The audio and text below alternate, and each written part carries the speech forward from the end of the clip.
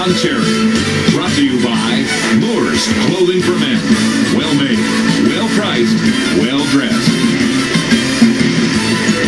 Welcome to Coach's Corner. Sorry, but Don Rod couldn't up here tonight. They came down with a mild flu of beaver fever. My name is John McCullough, and to my left is the legendary Scott Baker. Scott, how are you tonight? I'm lovely, John. Yourself? I'm ready. Let's get her going. All right, Scott, question one. How do you think hockey explains Canada? Well, first of all, John, I want to make one comment clear to all of you viewers out there. Hockey is our game. Read it on the front. Canadian. It says Canadian. It spells it C-A-N-A-D and so on and so on. I want everyone out there to make it clear in their heads that this is our game. We're the defending gold medalists. We run this show.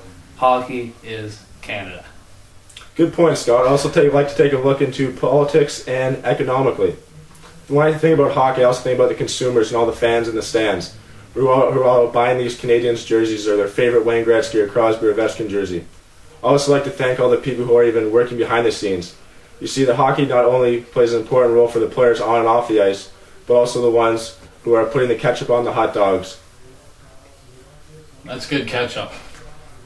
Great ketchup. All right, Scott, I'd also like to think, what about you think the social aspects of hockey include? Well, socially, what do you do when you go to grab your favorite beverage at the morning coffee shop? You're there with the boys. What are you talking about? You look over on the Toronto Sun, you see Leafs blow another lead. For example, I'm not saying this is something we got to go by, but socially it connects us all. It's something we're all have in common. Canada loves hockey, and the world knows it. It's on our money, for God's sakes. Scott, I concur. I think that hockey is a major aspect of Canadian pop culture. Let's move on. What roles do you think the social media play in hockey? Well, like I said before, the social media, guys that are working our camera crew, you guys are great guys. You do a great job every Saturday night, or whatever night this is. These guys work hard. The media, newspaper, with the internet these days. Oh, hang on a sec. Scott, what are you doing? We're on the air, pal. I'm just making a tweet. And there it is, folks. Even Scott Baker uses Twitter. Or Twitter. Or Twitter. But this one is Tweeter. You can pick it up at your local grocery store. Anyway, moving on.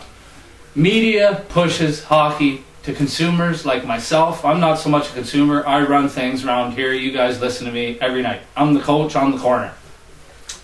Okay, Scott, I'd like to actually take the part away from you and talk about newspaper. I remember a few years back when Saku Koivu was the captain of the Montreal Canadiens and he had a severe eye injury in one game. After having surgery on his eye and getting some zippers in his eye, the next day he had a press conference. And one interviewer, the first question was asked in French. Koivu responded by, "Sorry sir, but I need this in English." The captain of the Montreal Canadiens in Quebec, where is predominantly a French-speaking province, does not speak the primary language. In the newspaper, there was a lot of hostility the next day, saying that Saku Koivu only speaks white.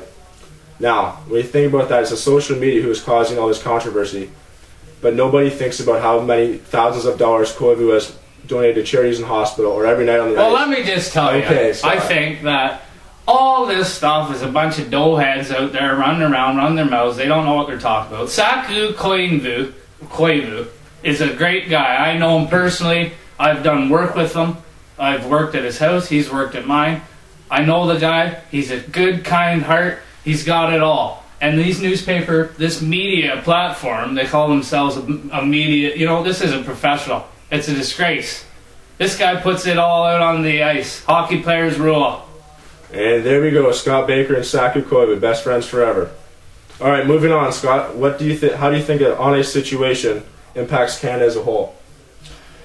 Well, furthermore, on the fact that Koivu, his public display of affection is, when that guy came back from his eye injury, he also battled cancer, that man. So for the media platforms to take shots at him and blow it out of proportion and paint this portrait of a guy nationwide, maybe even worldwide, that he's an animal or a bad guy, it makes me really, really mad. All right, moving on. Scott, I'd just like to interrupt you for a bit and talk about some supported evidence on how you and I and the rest of Canada both think that hockey is an aspect of Canadian pop culture. I'd like to look back 6 or 7 years ago to the year 2004 when the NHL lockout happened. Now this is looking at and affected CBC broadcasting for the most, losing tens of millions of dollars, as well the rights to cover the 2006 Olympic Games. But the question is, how did they earn revenue back? And the answer is by Canadianizing the shows and airing hockey as a people's history. Scott, what are your thoughts? I don't know much about history, but I do know this. Scott? Not And here much we are, about folks. history. Now we're All right. going down to ice level with the legendary Chris the Hammer Purvis. Here we go, Chris. Yeah, John, thanks for having me. Chris, great first period out there. I guess that's why they call you the Hammer, eh? Yeah, I didn't get that nickname for nothing, you know. I like to crash and bang out there, but, you know, I like to be a role model on and off the ice and for the kids and so they can look up to me. Great, Chris. All right, question one. 2 questions. First off, I just like to ask you how you feel that you influence the Canadian population as a whole. Well, you know, it all starts from being a good role model, like I said, and, you know, it brings a smile to my face when I drive by the pond and I see a kid wearing my jersey, and that's what it's all about, you know. It's about the kids and being a good role model for them. Great answer, Chris. There it is, eh, folks? Consumerism again.